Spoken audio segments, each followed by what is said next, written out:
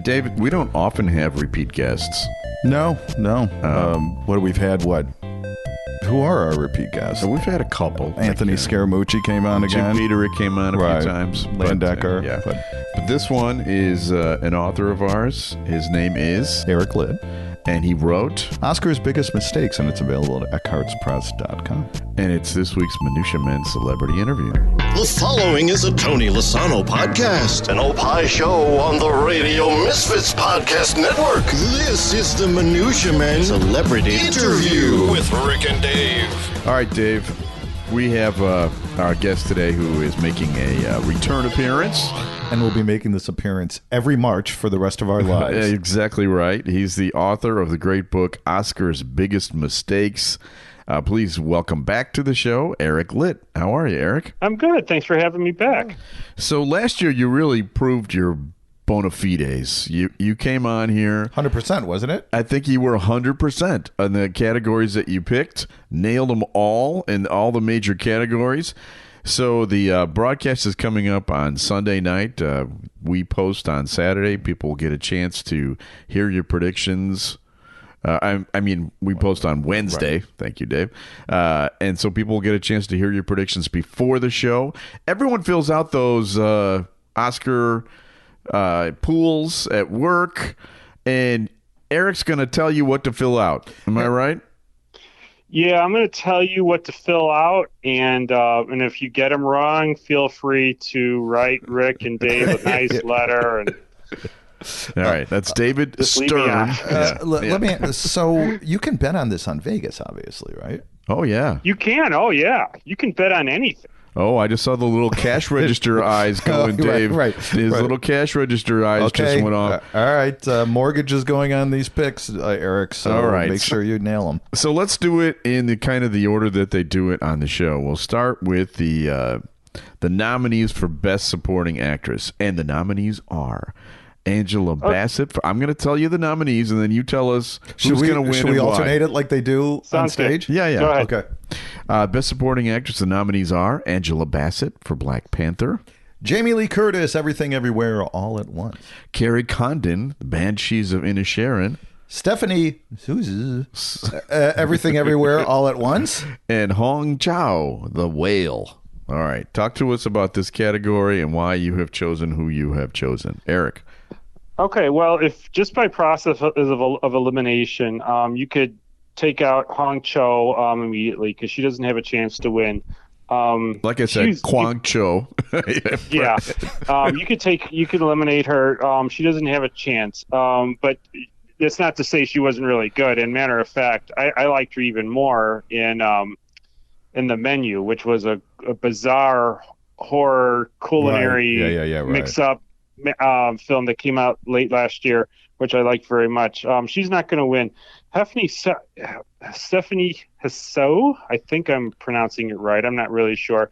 She's not going to win either. For Everything Everywhere All at Once, even though you can argue that she had the most demanding role of the five, because she had to play multiple characters. It was a very physical role, but I just don't see her winning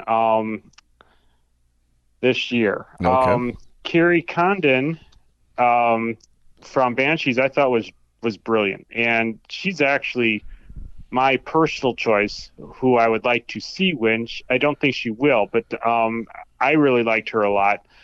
She won the BAFTA, and I think that's the only hardware she's going to be pulling in. I hope she pulls an upset, but she won't win either. It's really down to two people, and if you were to go back to the beginning of the race when all the awards were announced, Angela Bassett really was your was really your winner. She's been the favorite for a long time. She's won almost everything. But that being said, the momentum for her has really been waning lately. And Jamie Lee Curtis has just won the SAG Award, and that holds a lot of weight. And so you could say that it could almost be like a sentimental favorite for her to win. She comes from Hollywood royalty. She's been in the business forever. She's very well liked. I think it could be considered like a sentimental career award for her. So she could pull out a win, and it's almost where before it was like 80-20 in favor of Angela Bassett. Now it's almost 50-50. Oh, so but I'm gonna still say it's gonna be Angela Bassett to win. I still think she's gonna win because I think it's almost like it'll be sort of like a make good award for her. She was nominated and lost when she played Tina Turner in What's Love Got to Do with It years ago, and she's been in the business again forever. I think politics might have a little bit to go into it as well, but I think it's going to be plus throw in the fact that it's the first nomination for a Marvel character. There's a lot of little things that could go into it. I think Angela Bassett's going to win, but that is really iffy. It can go either way, but if you're filling out a ballot, I would still put her name down, but don't put the mortgage on it. Okay. So you heard Angela Bassett's is who I think will win. All right. That category. So Eric is guaranteeing a win for Angela Bassett. Okay. So just mark it down. Right. Put your money on it. Eric is the expert, and he guarantees a win. All right. Let's go to Best Supporting Actors. The nominees are Brendan Gleeson, The Banshees of Inisherin. Brian Tyree Henry, Causeway. Judd Hirsch from The Fabelmans. I didn't even know he was still alive. Judd Hirsch is still alive. Dave's a big movie buff. Yeah. Barry Keoghan, Banshees of what is it? Inisherin. Yep. And give me all the Asian ones. Ki Hugh Kwan. Everything. Just call him Short Round. Everything, everywhere, all at once. Yeah, well, I think first of all, we'll start with Judd Hirsch, who, if you need an actor to play a cantankerous old Jewish man, then Hirsch is your guy. I've seen him play this same character in countless movies and TV shows going back probably 30, 40 years. He's very good at it, but I've seen him do this before. In my opinion, kind of nothing special. I don't see him winning. For the Fabelmans in this role, if you want to see a great Judd Hirsch role, go back and watch old Taxi reruns. Yeah. Because I loved him in that, and he was also really good in Ordinary People. And he played the Pope once, didn't he? He did? What, kidding? He did not play the Pope. That was a joke. I've seen him in everything, and he always plays the same character. Yeah. But, he's on the Goldbergs. He's an old Jewish man. I mean, it's like, okay, it's like I've seen this guy before. He's not in the movie very long. I mean, he's good. I mean, he's fine, but there's better people.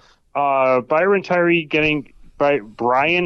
Henry getting nominated was his win. He's not going to win. Okay. I think Barry Keoghan and Brendan Gleeson, who are both great. Brendan Gleeson has been one of our finest character actors for a very long time. They're going to cancel each other out. The winner, and this is no surprise, I think it's going to be Short Round, Ki Kwan. He's won everything. It's a great story. I think if you don't put Short Round down on your pool, you're not going to win.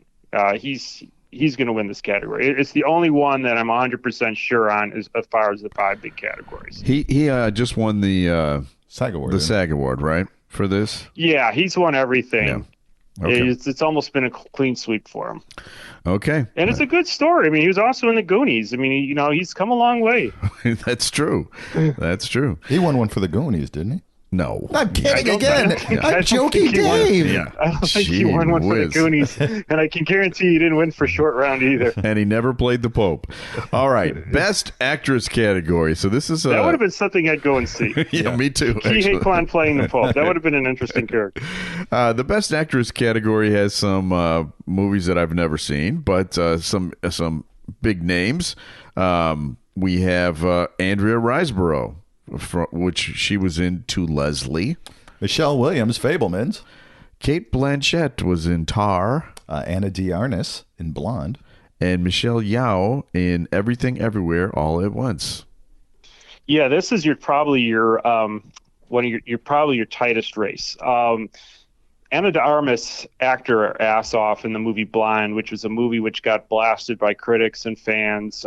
That was the Marilyn Monroe film that was kind of made up, but it was I didn't particularly care for the film, but I thought she was terrific, and I really was pleased that the Academy gave her a nomination. So she didn't suffer from all the backlash from Blonde, because she was fantastic. She won't win though. Andrea Riseborough, as you know, there was a campaign, a star-studded campaign to get her nominated from her movie To Leslie, which is a film that virtually nobody saw. So when she got nominated, it was a big surprise. There was some backlash over her nomination. It's like, well, there are people who campaigned for it. Well, I mean, you got to remember, campaigning has been going on for these nominations for years and years and years. And then there's a scuzzy pig in jail right now who's been famous for campaigning for his movies and his actors and actresses for 30 years. So I don't put any. I don't put anything in that. We're talking about the Pope, just in case people are trying to. Right. That's right. Well, anyway, I think Harvey Weinstein is also a very grumpy Jewish man now. Probably. Well, if anybody's seen To Leslie, and in good luck trying to find it, but To Leslie is a pretty good movie. But she is absolutely outstanding, and she absolutely deserved her nod. She was brilliant in the film, and all the controversy over her nomination is nonsense. I was really pleased to see her get nominated. Finding the film is difficult. I had to watch it off of YouTube online to see it, and with foreign subtitles and really fuzzy video. It was really hard for me to find, but she's very, very good in it. She's not going to win, but I'm pleased she was nominated. Michelle Williams, she actually could have been nominated in supporting actress as well, depending on which, how you view her role. I think she was more of a lead actress in The Fabelmans. She was really good as well. I think this is probably one of her best roles I think I've seen her in. She's very good at playing off-centered, kooky people, quirky. It's like quirky people, or somebody who's maybe going through some emotional issues.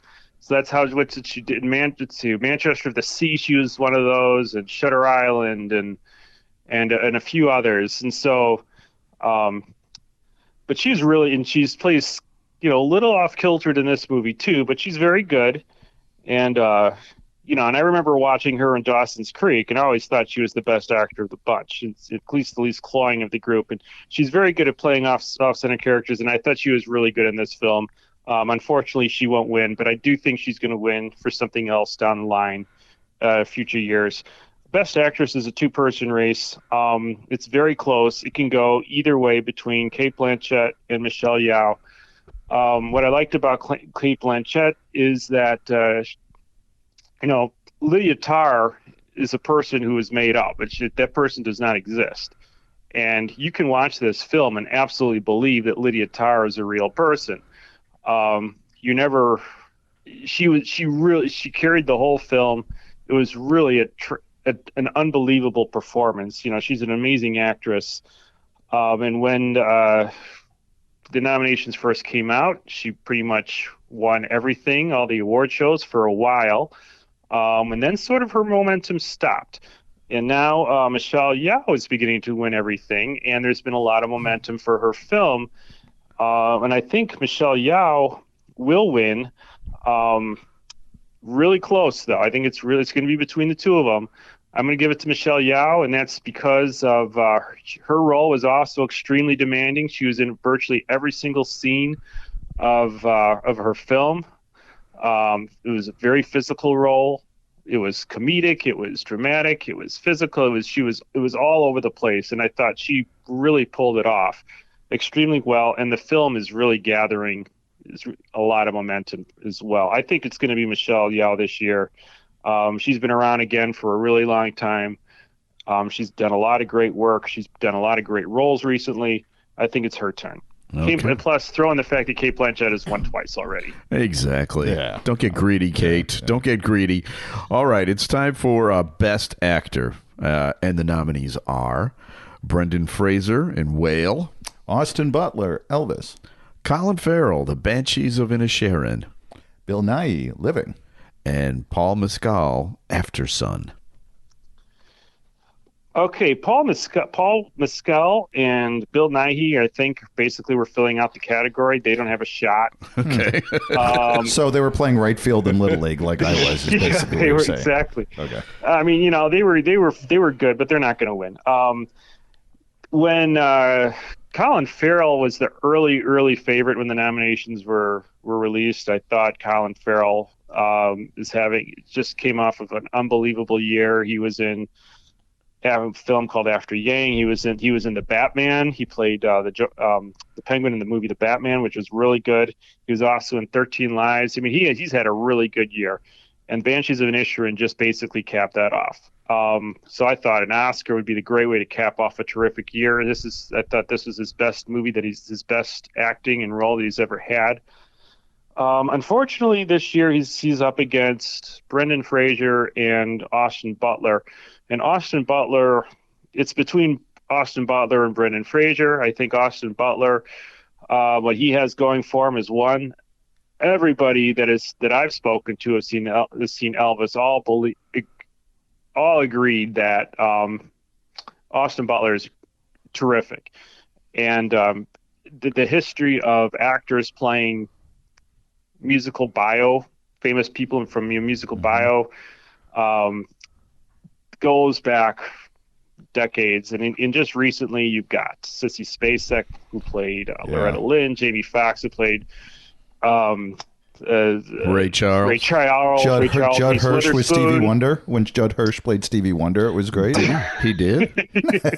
Reese, I didn't see that. Reese Witherspoon was playing. She won for playing June Carter Cash, and then Rami Malek, of course, won recently for playing Freddie Mercury. So the history is really, really good for this type of character. And the movie's good. It's a good movie. So I think that he's got a really good shot at winning. Again, this is a category that's almost 50-50. It can go either way, because Brendan Fraser, he just won the SAG award, and also the story for this guy is terrific.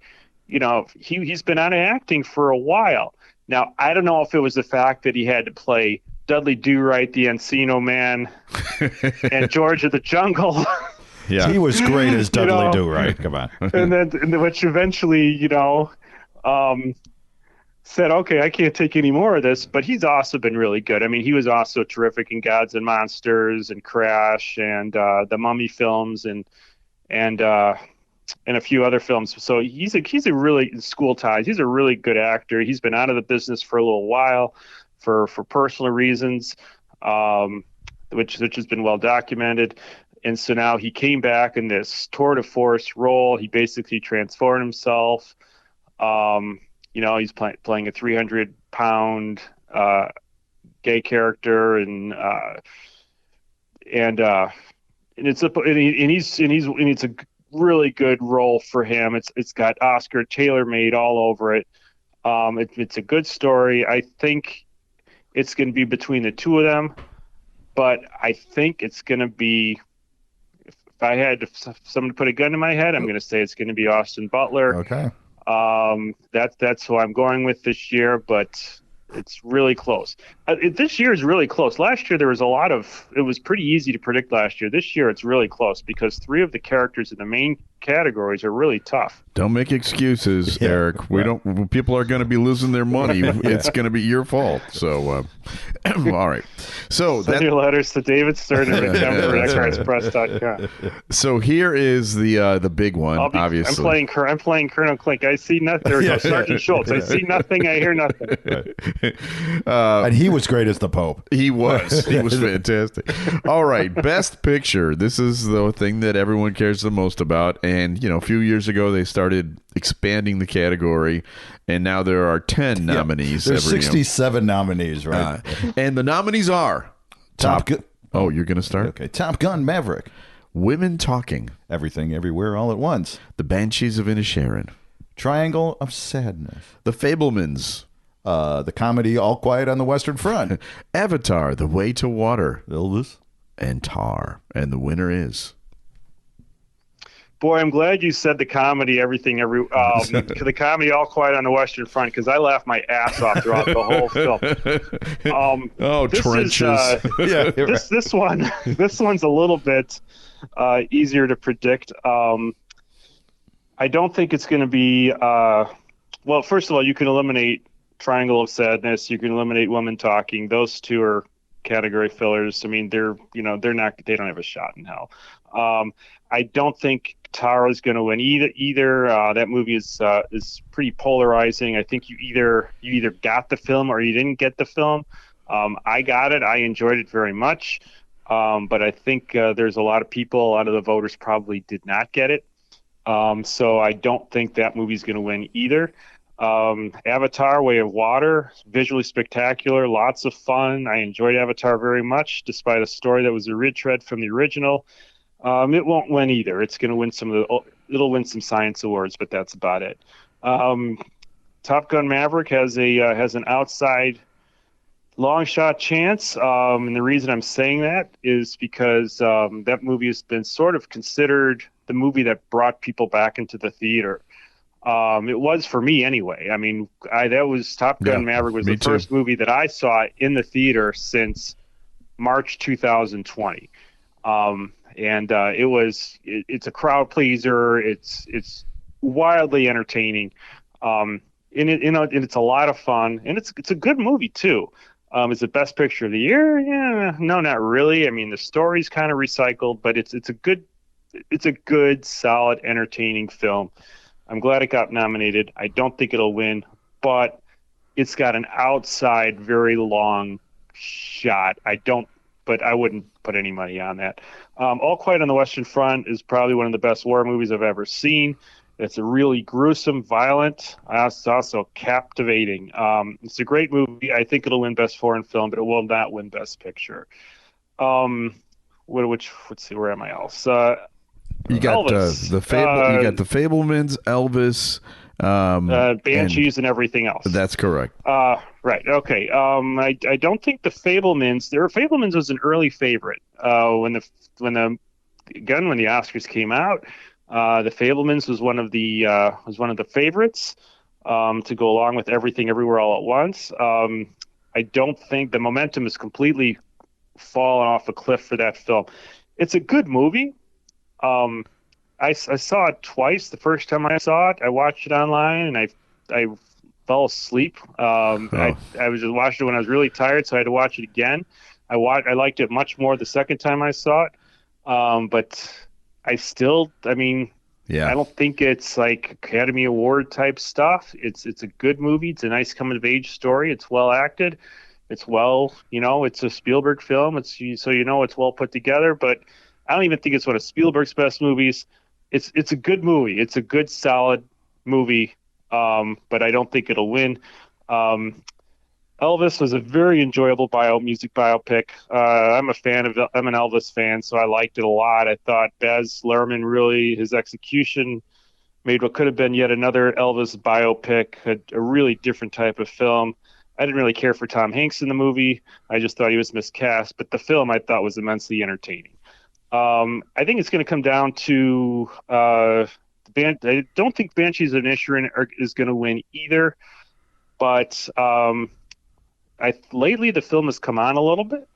Early on, I didn't think it had much of a shot. I think people are watching it later in the campaign, and it's turning on a lot of people.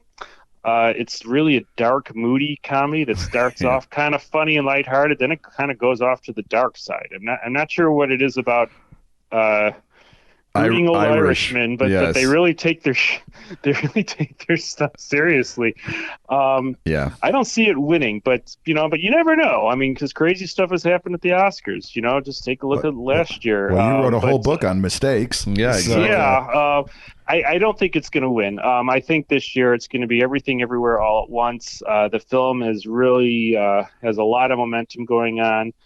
If I were a betting man, this would be the one I put dime on. It's a terrific movie too. It's really entertaining. It's funny.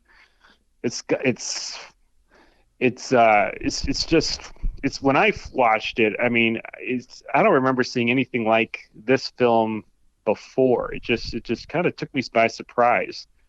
and I really enjoyed it, and I think people that have seen it are really enjoying it too, and it's got a good solid cast. Okay. And I think it'll win. I think that's the movie you put your money on. All right, so the 5-leg parlay is Angela Bassett for Black Panther, Ke Huy Quan for Everything Everywhere All at Once, Michelle Yeoh, Everything Everywhere All at Once, Austin Butler for Elvis, and then Everything Everywhere All at Once. That's the 5-leg parlay. Is that what you're telling me? All right. We're going to check out your report card. All right. Eric Litt is the author of Oscar's Biggest Mistakes, a superfan's guide to the Academy Awards 1969 to 2021. He is an Eckhart's Press author. We're proud to have his book on our site, eckhartspress.com. And I understand you're working on another book, too? I am working on another project. It's about movies that you probably might have forgotten about that deserve a second look. Films that sort of like on the fringe, didn't make a lot of money, but are still really, really good films. Maybe films that were popular at one point but aren't really popular now. Films that you really need to take another look. Take another look at. So like the Dallas Cowboy cheerleader movie with Burt Convy. Yes, that'd exactly. Be one, right? Perfect example. I don't think that film's going to make the cut. No, it's more stuff like more like movies type of like Blowout, Brian De Palma's Blowout, John Carpenter's Starman, Aaron Sorkin's Molly's Game, a few John Carney's film, Sing Street, that kind of stuff. I have some older films in there. William Friedkin's Sorcerer. I've been working on that. Right now I've been compiling a whole bunch of essays, and then I'm just trying to put all that together. This one's taking me a little bit longer than this first book did. That's okay. But I'm working on it. All right. Thanks, Eric. And thanks buddy. Thanks for being on the show. And we'll have you on again next year. Yeah. It's going to be Thanks for having me. Well, we'll see how you do this year. That's a good point. You're only as good as your last Thanks for having me. All right, buddy. Have a good one, Eric. All right. Bye, guys. Bye-bye. He's a nice boy. Yeah, hold on. All right. I'm on FanDuel. Oh, you are? I'm doing the 5-leg parlay. You're doing it right now? Yeah, 5-leg parlay right now. Okay. Boy, $200? $250? So get Sean on the phone. He is not kidding, by the way. He is seriously betting on this. $2. Okay. $2. How does that work? If you get them right, I have to get all 5 of them right. Yeah, and then you win what? Let me look here. I will win $31.40. Oh, okay. So he's not exactly picking upsets, then, is he?